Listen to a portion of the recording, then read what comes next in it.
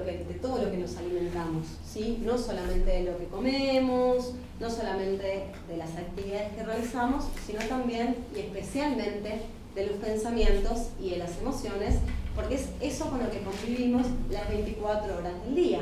Entonces, si yo en la cabeza tengo una radio que me tira solamente malas noticias, siempre me va a tirar hacia una fuerza rayásica o tamásica eso, nunca me va a tirar para arriba.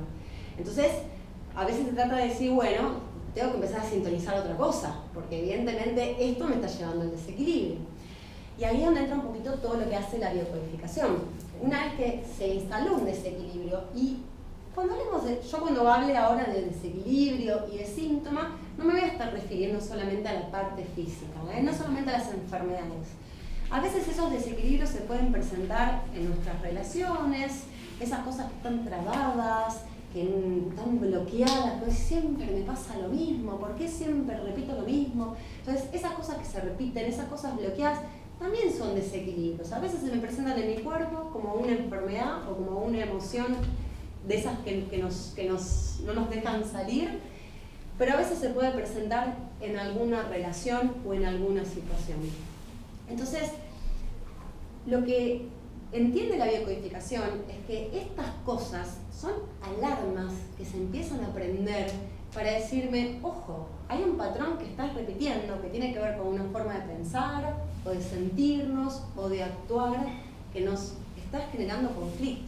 Que en general no cuestionamos porque lo tenemos muy arraigado y porque no creemos que esté bien cuestionar eso, sino que todo lo contrario, tengo que seguir bajo ese sistema de creencias porque es lo que aprendí, es lo que tengo que reproducir. Entonces, ese patrón que no cuestiono, si me está generando algún tipo de conflicto, es lo que se va a empezar a manifestar a través de estas alarmas. En el cuerpo, en las relaciones, en las situaciones, en las emociones, ¿sí? O sea que en definitiva, entendemos que estas cosas que nos pasan nos están ayudando porque traen una información muy precisa y muy exacta de qué es este patrón que estoy repitiendo y que tengo que cambiar, ¿sí? O sea que acá no sirve la medicación. Acá, tanto para la Ayurveda como para la biocodificación, no sirve la medicación. Lo que sirve es la acción. Hay que cambiar. Hay algo que estoy haciendo que no me está haciendo bien. Una forma de pensar, una forma de sentirme, una forma de actuar, algo no me está haciendo bien. En general, uno sabe qué es eso. Lo que pasa es que no se permite cuestionarlo. Entonces, lo sigue repitiendo, y lo sigue repitiendo, y lo sigue repitiendo. Y ahí se empiezan a aprender estas alarmas. O sea que lo que hacemos desde la biocodificación es leer la información que está trayendo ese síntoma, y acuérdense que cuando hablamos de síntoma es una señal, no solamente un desequilibrio físico, puede ser una relación conflictiva. Ese síntoma, ¿qué información está trayendo sobre este patrón que vengo repitiendo y que no me está haciendo bien? Lo que suele pasar con estos patrones es que en general es información que grabamos en la infancia, ¿sí? Todo lo que es el periodo del embarazo, el parto y los primeros años de nuestra vida, en todo ese periodo, todo lo que mamá y papá sienten, el niño o la niña lo aprende a sentir como algo propio. Entonces, no solamente que ellos nos van a enseñar los nombres, la forma, los colores, todo lo que ellos sientan, yo lo voy a aprender también. O sea que ellos me van a enseñar cómo voy a percibir a lo que me está pasando, cómo me voy a sentir frente a eso que me está pasando y cómo voy a actuar frente a eso que me está pasando. Todo eso también lo copio de ellos, de todo lo que los escuché decir, de todo lo que los vi hacer, de todo lo que me dijeron, de todo lo que se dijeron, de todo lo que no se dijo. Porque ahí entra la parte energética, hay información que está implícita, no se dice pero está y se transmite. Entonces, toda esa información que yo grabo en la infancia es mi modelo de vida. Y lo que voy a buscar hacer el resto de mi vida adulta es reproducir ese modelo de vida. Siempre voy a generar las mismas situaciones o situaciones contrarias, ahora vamos a hablar un poquito de esto, las mismas situaciones o situaciones contrarias para poder reproducir el mismo escenario que yo aprendí en ese momento de mi vida. O sea que yo grabo una información en la infancia y la repito en piloto automático el resto de mi vida adulta. Entonces, estoy evaluando la realidad desde un lugar que no es genuino para mí, sino que es heredado, que es aprendido. Y si ese lugar no tiene mucho que ver con lo que soy o con quién soy yo hoy, me va a generar conflicto, porque sigo viendo la vida de una manera que para mí por ahí hoy ya es obsoleta, que ya no me sirve verla de esa forma, que ya no la quiero ver de esa forma, no coincide más con eso, ya está. Y ahí es donde entro en conflicto, ¿sí? Entonces, estos pensamientos que heredamos se llaman creencias. Entonces, ¿qué es la creencia? Es un pensamiento al que le vamos a dar el poder de ley, incuestionable, pero es 100% subjetivo. Porque le pregunto a otra persona qué piensa con respecto a eso y me va a decir otra cosa, según su sistema de creencias. ¿Y dónde formamos nuestro sistema de creencias? En la familia, en el colegio, en el barrio, en la facultad, en todos los ambientes en los que hayamos pasado a lo largo de nuestra vida, vamos armando nuestro sistema de creencias. Entonces, cuando la situación esté acorde a nuestro sistema de creencias, vamos a estar todo ordenado y tranquilo. Ahora, cuando ya empiezo a ver algo que no es acorde a lo que yo creo que debe ser, ahí es cuando voy a empezar a entrar en conflicto, ¿sí? Porque si por ejemplo a mí me enseñaron, no sé, si a mí de chiquita cada vez que yo iba y le decía, mirá papá, me saqué un 9, me decía, ¿y qué pasó que no te sacaste un 10? ¿No? Entonces, ¿cuál es mi sistema de creencias? Que tengo que dar más. ¿Qué dijiste? La autoexigencia. La autoexigencia, exacto, tengo que dar más. Ese es mi sistema de creencias. No alcanza, no es suficiente lo que estoy dando. Tengo que hacerlo más. Entonces, ¿qué me va a pasar el resto de la vida? Me voy a exigir más. Y me voy a poner en lugares que van a ser incómodos para mí para poder dar más. Porque eso es lo que aprendí. Busco reproducir ese sistema. El que critica fue criticado. El que juzga fue juzgado. El que desvaloriza fue desvalorizado. En algún lado aprendí a hacer las cosas. No nací de un repollo. Entonces, a veces uno empieza con esta cuestión de, cuando empezás a abrir esta puerta, decís, uy, mis viejos tienen toda la culpa de todo, ¿no? Pero bueno, ellos también sacaron toda la información de algún lugar. La realidad es que esto es un traspaso de información. O sea, alguien agarra la información y la pasa a la siguiente generación. Y así sucesivamente. ¿Tenés frío? ¿Cómo estamos de temperatura? Si sos vos, soy vaca. Sí, yo también estoy medio ahí. ¿Quieren que sea? No, pero por eso yo no soy parámetro, así que... Allá hay mantitas también, mirá. No, está bien, ¿eh? ¿Segura? Sí. No, igual caramelo de menta, lo que no puedo hacer. No, gracias. Bueno, entonces vamos a entrar un poquito en lo que es la mente. Vamos a tratar de estudiar un poquito la mente para poder comprender esto de cómo operan las creencias y eso cómo en definitiva nos termina condicionando a actuar de formas que por ahí no son las más afines a nosotros, ¿sí? Cuando estamos frente a una situación, cualquier situación, siempre va a aparecer un pensamiento reactivo frente a esa situación y una emoción reactiva frente a esa situación. En general esto reactivo, ese pensamiento o esa emoción reactiva justamente tiene que ver con esta información aprendida y heredada a lo largo de la infancia. O sea que ¿cómo puedo aprender a reconocer qué es esto que estoy repitiendo? Porque va a ser lo reactivo. Va a ser lo primero que voy a sentir ante una situación de conflicto, especialmente porque, a ver, ¿por qué digo de conflicto? A veces aprendemos cosas buenas, no es que es todo malo, ¿no? O sea, también podemos aprender cosas buenas. Pero las que más vamos a querer cambiar son las que nos generen conflicto. Entonces, cuando estemos ante una situación de conflicto, esa emoción reactiva, esa es la que aprendí en la infancia. Esa es la que estoy repitiendo en piloto automático. Y esa es la que tengo que estar atenta para empezar a observar y para empezar a cambiar. Entonces, ante una situación, aparece un pensamiento reactivo y una emoción reactiva, que es heredada, ¿sí? Y eso me va a llevar a una acción reactiva. Por ejemplo, vamos a meternos ahí un poquito con los doyas. Pita, que dijimos que tendía a la ira, su riel de emoción reactiva va a ser esa, va a tender a escapar por el lado de la ira. Y acá, si tendemos a reaccionar con ira, no se queden en la ira solamente, no es, bueno, si me enojo. No, tengo que buscar qué es lo que me enoja en realidad. Porque por ahí el enojo es porque, no sé, no me sentí reconocida. Por ahí el enojo es porque no valoraron lo que yo estaba haciendo. Entonces tengo que ir un poquito más profundo. ¿Qué es lo que me enoja en realidad? Porque el enojo es lo que manifiesto, es lo que puedo expresar, es lo que puedo decir, me enoja. Pero en el fondo hay algo más que está operando. Eso es lo que aprendí en la infancia, eso es lo que estoy repitiendo. La falta de valoración, la falta de reconocimiento, la frustración, lo que sea. Lo tenemos a Bata, que dijimos que vivía en el futuro. La emoción reactiva es el miedo. Y ahí de vuelta, ¿miedo a qué? ¿Qué es lo que me da miedo? Porque el 99% de las cosas a las que les tengo miedo no son reales, no existen, no es a lo que me está pasando en realidad. No es que estoy frente a ese peligro, entonces, no, es algo que me estoy, yo se río, es algo que me estoy imaginando. En general el miedo es algo que me estoy imaginando. Es un escenario futuro, y mira si pasa tal cosa, pero no pasó.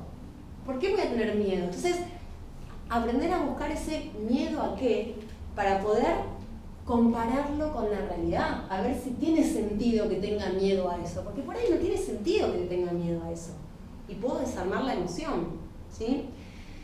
Y el CAFA, que dijimos que por ahí es el que tiene la tendencia más a la angustia, ¿no? A esta cuestión del apego, es el que por ahí va a tender más con ante una situación, es el que por ahí más va a tender como a esto de, no sé, de irse para adentro, porque encima el CAFA ya de por sí es medio introvertido, entonces irse para adentro, protegerse, cuidarse, ¿no? Esto de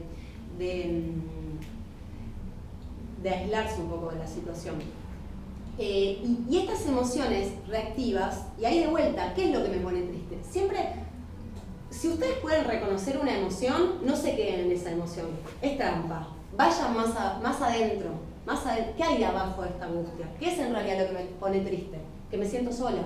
¿Qué es lo que me pone triste en realidad? Que me siento desprotegida, que me dio vergüenza tal cosa. Vayan un poquito más adentro, porque ahí están las emociones conflicto. No es lo que puedo expresar, no es lo que puedo decir, no es la angustia, el miedo, el enojo, no es eso. Hay algo más que me está generando conflicto. Entonces hay que ir a buscar un poquito más.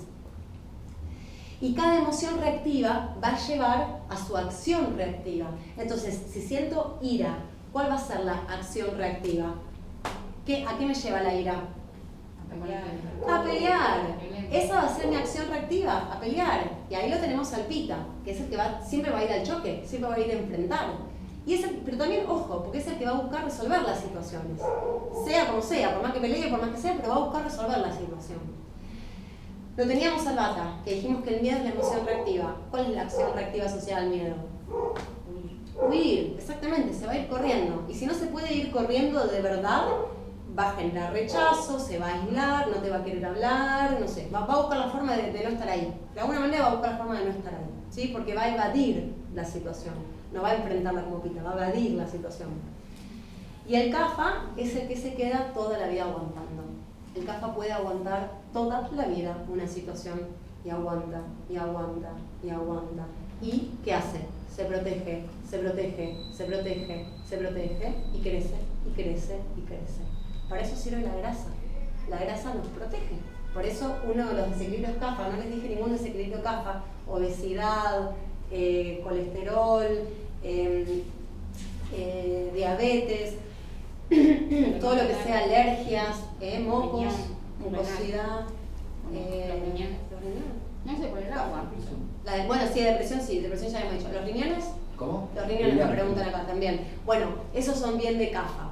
Entonces, va a tender a aumentar su tamaño porque la grasa lo ayuda a protegerse. Y acá empezamos a entender un poquito que el cuerpo, cuando está haciendo la modificación de la forma o de la función de un órgano o de un tejido, está intentando resolver un conflicto, está intentando ayudarme. Simbólicamente, cuando cambia la forma o la función de un órgano, está intentando resolverme un conflicto. Ahora vamos a poner ejemplos de esto, ¿sí? Pero entonces ya empezamos a comprender que cuando me pasa algo, ya vamos a ver un pensamiento reactivo, una emoción reactiva y una acción reactiva que la heredé en la infancia y que por ahí no es lo más coherente conmigo y por ahí no es lo más afín conmigo y que por ahí me genera conflicto, pero que no lo cuestiono porque está dentro de mi sistema de creencias, ¿sí?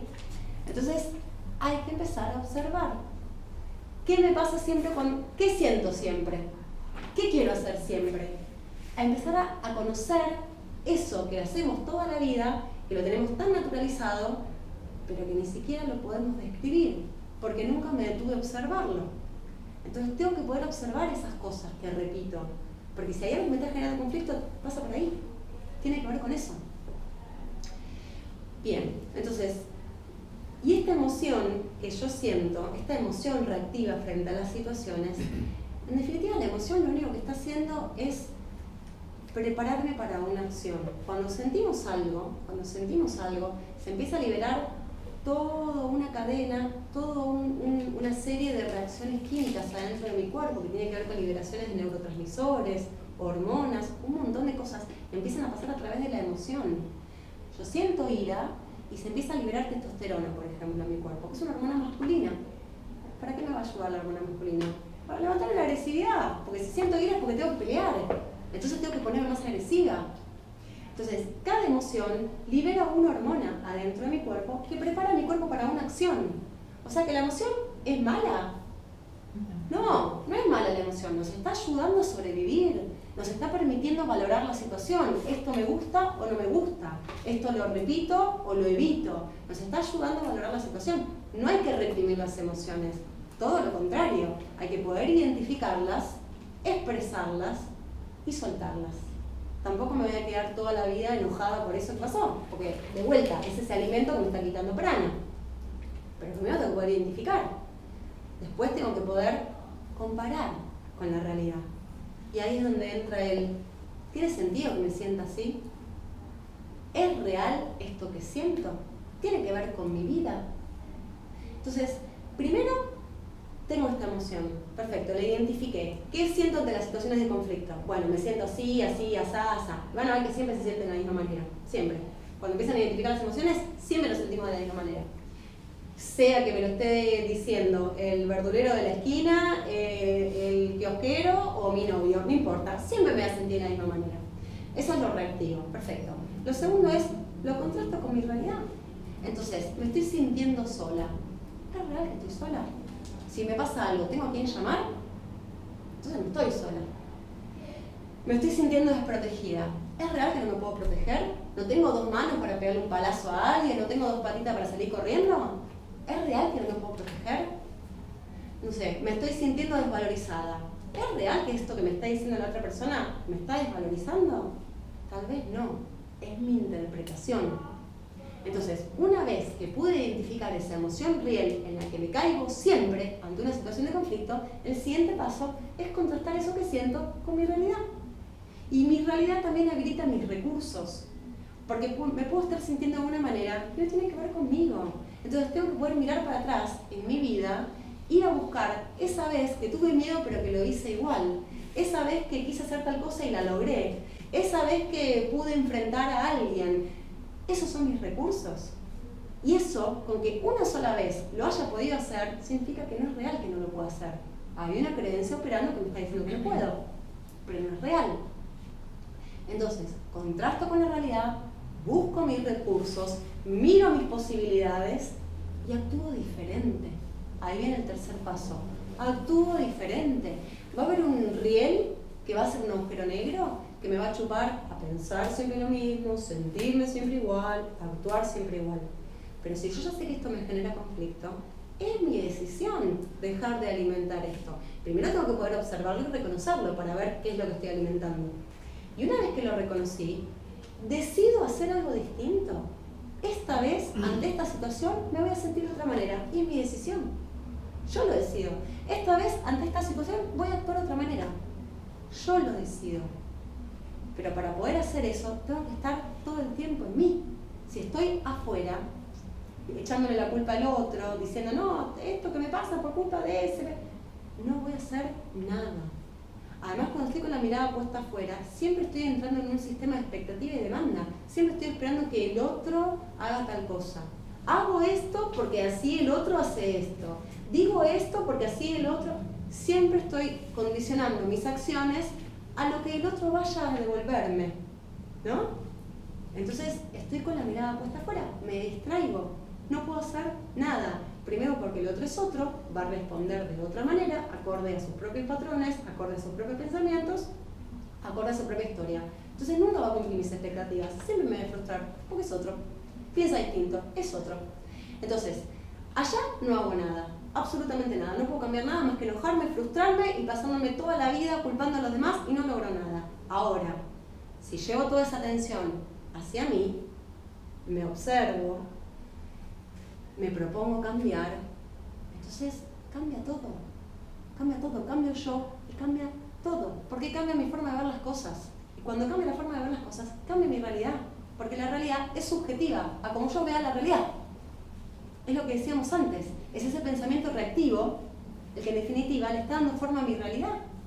Si pierdo el trabajo y yo voy por el riel de la desvalorización, ¿no?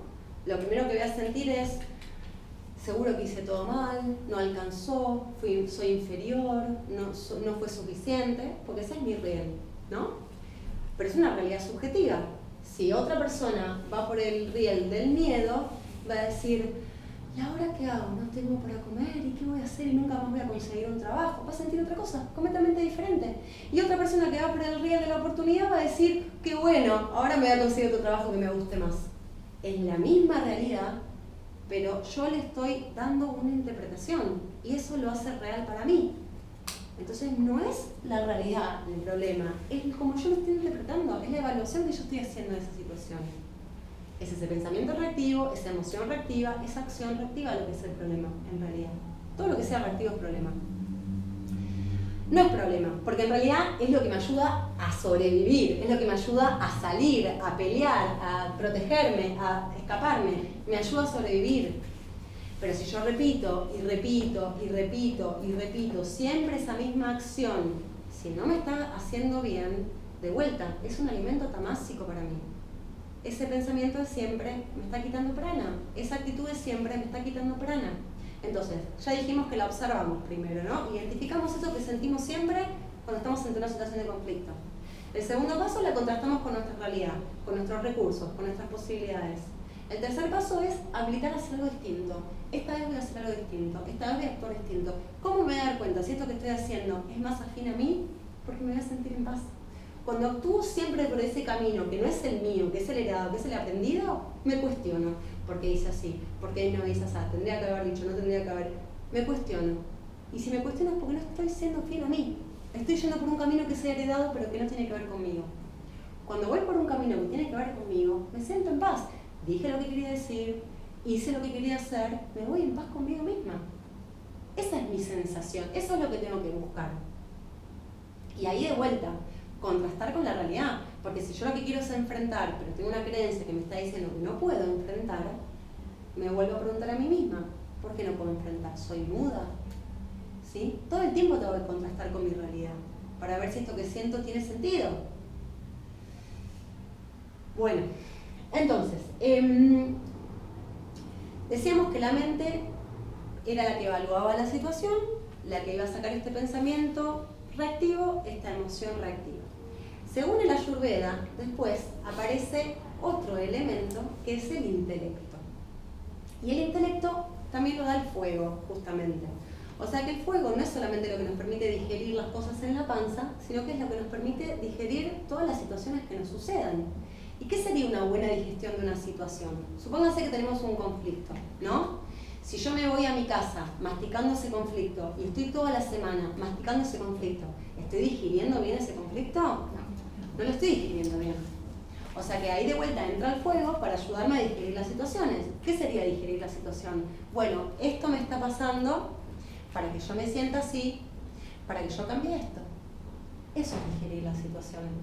Aprender de la situación. Eso es digerir la situación. Sacar algo provechoso, algo que yo pueda asimilar. Piensen en la digestión. ¿Qué hace la digestión justamente? Saca los nutrientes, ¿no? Bueno, poder sacar lo nutritivo del conflicto. Eso es digerir la situación. Poder sacar lo nutritivo del conflicto. Lo que me permita aprender de eso para no repetir. Ahí estoy haciendo una buena digestión de la situación.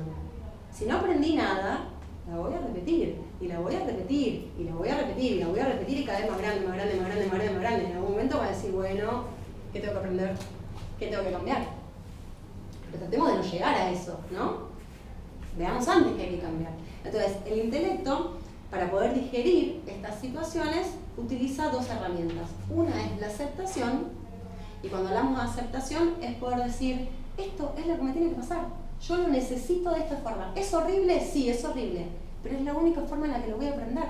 Entonces, aceptarlo es poder conciliar con eso, vivir en paz con eso. Por más que no esté en acuerdo, por ahí no estoy en desacuerdo. Por ahí la verdad que me hubiese gustado aprenderlo de otra manera, no me gusta así. Pero bueno, es la forma en que lo tengo que aprender.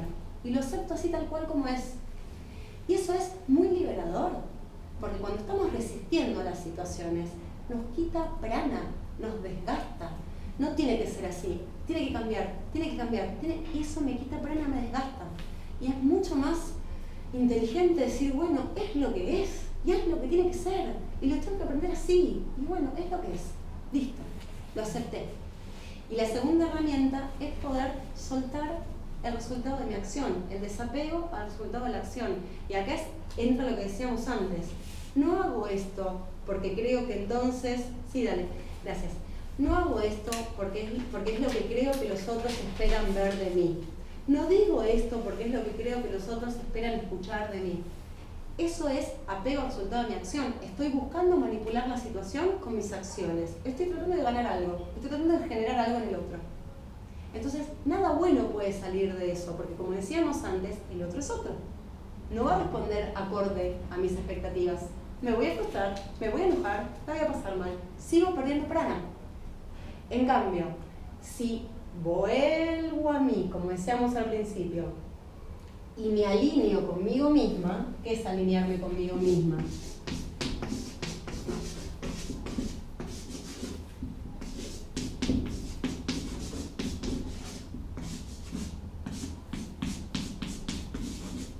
Esto es alinearme conmigo misma. Que mis tres planos sean coherentes entre sí. Pienso una cosa, digo lo que pienso. Siento una cosa, hago lo que siento. Quiero ir, voy. No quiero ir, no voy. Quiero hacer, hago. No quiero hacer, no hago. No hago nada por nadie. Lo hago por mí. Esto es estar alineado conmigo misma. Y si las 24 horas del día logro estar alineado conmigo misma, y es un laburazo, pero si logro estar las 24 horas del día alineada conmigo misma, me salgo del conflicto. Porque acá no hago nada por el otro. No estoy haciendo algo para esperar algo del otro, para buscar algo en el otro. Lo estoy haciendo por mí. Lo estoy haciendo porque es lo que yo quiero, porque es lo que yo necesito. Y esto es lo único que nos permite valorarnos a nosotras. Es lo único. Porque si yo no valoro lo que quiero, ¿quién lo va a valorar? Si yo no cuido lo que necesito, ¿quién lo va a cuidar? La única forma que tenemos de valorarnos a nosotras mismas es ser coherentes constantemente con nosotras. No hacer nada que no queramos hacer. Y una vez me dijeron en un curso, una chica me dijo, ¿y pero qué? ¿Entonces no voy a ir más a almorzar a la casa de mi suegra? Me dijo. Y le dije, bueno, mira, depende. Porque en realidad, si vos vas a la casa de tu suegra a almorzar los domingos y volvés conflictuada, no vayas más. Está haciendo mal esa situación. Ahora, si podés soltar el resultado de tu acción y hacerlo por amor, porque ahí es donde entra, podemos hacer las cosas por amor también. Está bien, esto no es lo que más me copa, pero lo hago por amor. Y si lo hago por amor, lo suelto. ¿Qué significa eso? Que después no le voy a estar diciendo al marido, no, porque yo el domingo fui a la casa de tu mamá a comer. No, me voy a volver de la casa de la mamá diciendo, no, porque viste tu mamá lo que... No, lo suelto, se sigue riendo. Lo suelto, lo hago por amor. Entonces sí puedo hacer cosas por los demás por amor, pero que no me genere conflicto. O sea que lo hice y lo hice, fue servicio, me lo tomo así, fue servicio. Fui por servicio a almorzar a la casa de la suegra, listo, ya está. ¿Sí? Entonces sí puedo hacer otras cosas que no, por ahí no sean las que más elegiría, pero no me generan conflicto. Y ahí es donde tiene que estar constantemente mi atención e intención puesta. ¿Por qué? Porque si yo aprendo a valorarme a mí misma, me la voy a pasar toda la vida encontrándome con personas y con situaciones que no me valoren. Si yo no aprendo a amarme a mí misma, me la voy a pasar encontrándome con personas y con situaciones que me demuestren falta de amor. Si yo no me escucho a mí misma, voy a sentir que los otros no me escuchan. Si yo no me cuido a mí misma, voy a sentir que los otros no me cuidan. Todo lo que el otro me muestra es lo que no me estoy dando yo a mí misma. ¿Y qué pasa si yo no me lo doy a mí misma? Salgo a buscarlo afuera. Entonces genero relaciones por necesidad, genero relaciones por dependencia. Porque yo estoy con esta persona porque necesito que esta persona me dé todo esto que yo no me estoy dando yo. Ese amor, esa valoración, esa escucha, ese cuidado, etcétera, etcétera. ¿Y qué pasa cuando el otro no me lo da? Entro en conflicto. Entonces, si yo logro darme todo esto a mí misma, estar las 24 horas del día en mí, siendo fiel a mí, acorde a mí, a mis necesidades, a lo que yo quiero, y esto no es egoísmo, porque acá es donde entra la culpa, es no, pero ¿cómo me voy a ocupar de mí primero si yo me tengo que ocupar de todo el mundo antes? Y yo ya creo que es un conflicto a nivel generacional de la mujer, ¿eh? Todas las mujeres tenemos este conflicto, y nosotras somos la primera generación que estamos rompiendo con esto, pero nos vamos a nuestras madres, nos vamos a nuestras abuelas, y era, no sé, dejar profesiones por cuidar a la familia, dejar, no sé, actividades personales por ocuparse del marido. Nunca en mi vida como una prioridad, siempre la vida de los demás como una prioridad. Y esto es es una figurita repetida. Y pero por eso es como que está en la sociedad establecido, o sea, el mandato Total. social. Te salís y sos como la Total. no está en la personalidad política también eso. Total, totalmente. Y si nos metemos, también hay un sistema económico por detrás, o sea, hay un montón de cosas que llevan a que la mujer esté en ese lugar de sostener el sistema, en definitiva, ¿no?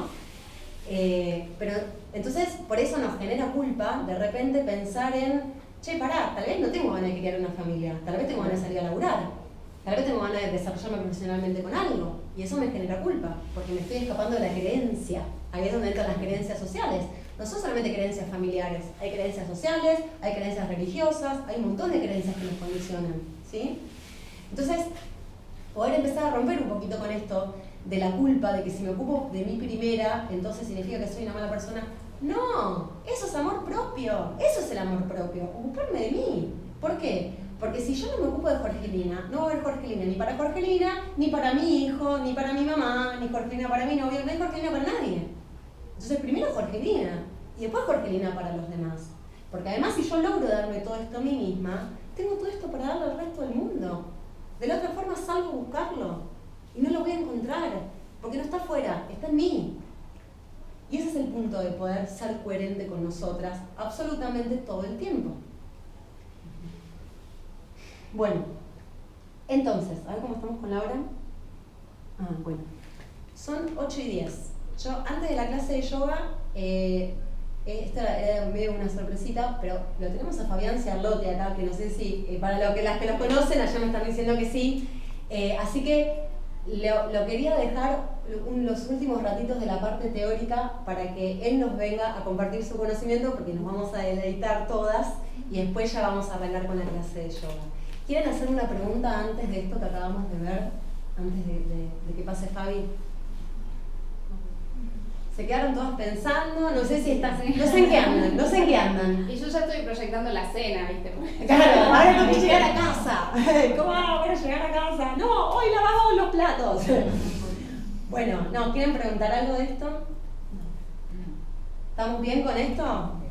¿Calladas pero bien? Bueno, ¿venís a compartirnos algunas palabras?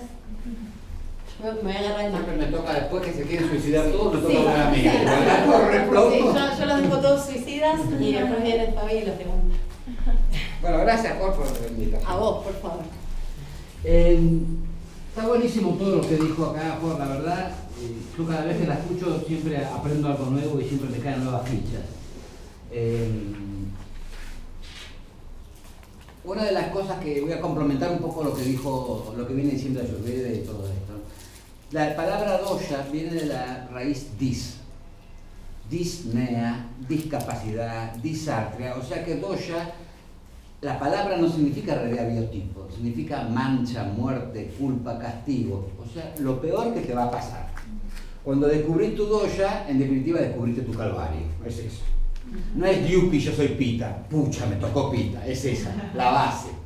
Porque es inteligente lo que dice la Ayurveda. Dice, ya de por sí la mente viene con desequilibrio. La mente es desequilibrio. La mente es karma. La mente y el karma son juntos, es lo mismo. No puede hablar de una... Es más, hay una palabra muy importante, una frase muy importante que dice, la mente nace del karma y genera karma. Y otro que le responde, el karma nace de la mente y genera mente. Karma y mente van juntos. Entonces, ¿por qué? Porque son dosha. Dosha es eso, la tendencia al desequilibrio, eso es dosha. ¿Y qué tendencia al desequilibrio hay? Acá está una frase muy importante de la Ayurveda, que dice, lo similar atrae e incrementa a lo similar.